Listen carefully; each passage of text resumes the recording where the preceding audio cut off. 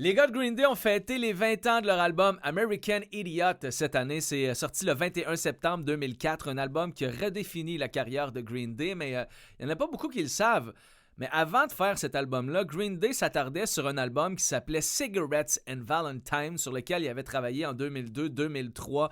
Et ils se sont fait voler les tapes de cet album-là, donc ils l'ont perdu. Il y avait à peu près 20 tonnes de fêtes pour Cigarettes and Valentines. À un moment donné, ils sont revenus en studio et c'était plus là.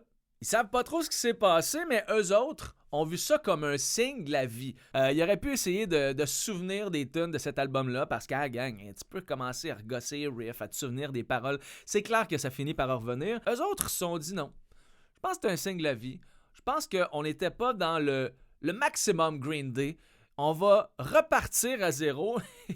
Ils ont dit on va faire un opéra rock qui raconte l'histoire de Jesus of Suburbia et de Saint Jimmy avec des tunes qui durent 7, 8, 9 minutes. Ce qui était assez audacieux parce qu'à cette époque-là, Green Day n'était pas au top de leur carrière. Ils ont sorti Dookie en 94 qui a eu un effet fou sur une génération au complet. Mais là, on était sur le déclin. The Warning avait semi-marché. Il avait sorti aussi Shenanigans avant qui était comme une genre de compilation de tunes de face B, donc de tunes moyennes.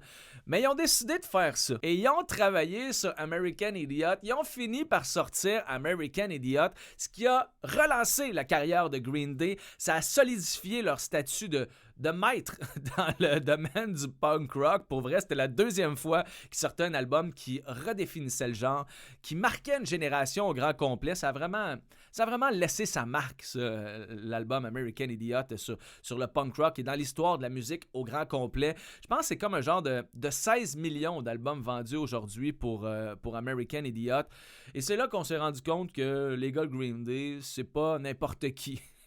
À partir de ce moment-là, ils se sont mis à remplir des stades et à nous offrir des shows dignes de ce qu'ils sont capables de faire, là, à donner un méchant bon show.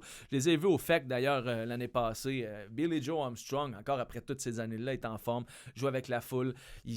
Tu vois que c'est un gars qui sait comment faire un show de rock. On a demandé aussi dernièrement en entrevue à Billy Joe Armstrong si ils avaient réutilisé des riffs de Cigarettes and Valentine ou juste des sonorités. Y avait-tu un petit quelque chose de Cigarettes and Valentine dans American Idiot? Et il a dit que oui, il a dit que le band avait repris pas mal d'idées de l'album perdu qu'il avait mis dans la tune Homecoming, ce qui fait que c'est une tune qui va dans plein de sens, qui évoque plein d'affaires et qui fait un peu... c'est ce qui fait la folie un peu de cette chanson-là. Donc si ça vous tente de savoir à quoi ça ressemblait un peu...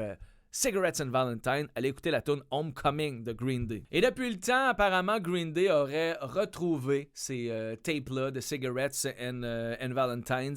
Il y a des rumeurs aussi qui disent que ce serait le soundman qui aurait été trop gelé, qui se souvenait plus, qui avait amené les tapes chez eux. Il y en a aussi qui disent que Green Day s'était juste rendu compte que c'était pas du top Green Day ce qu'ils faisaient, c'était pas du maximum Green Day qu'ils avaient fait avec l'album Cigarettes and Valentine. Ils ont juste scrappé tout ça et ils ont inventé cette histoire-là de vol juste pour mousser l'affaire.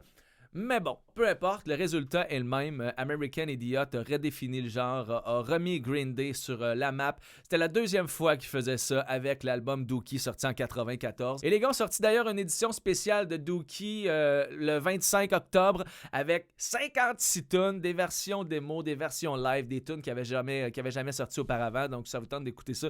C'est disponible un peu partout. Et petite morale à 2 scènes, des fois, faut pas s'attarder aux détails, aux malheurs qui nous arrivent dans la vie. Faut juste s'en servir pour bondir.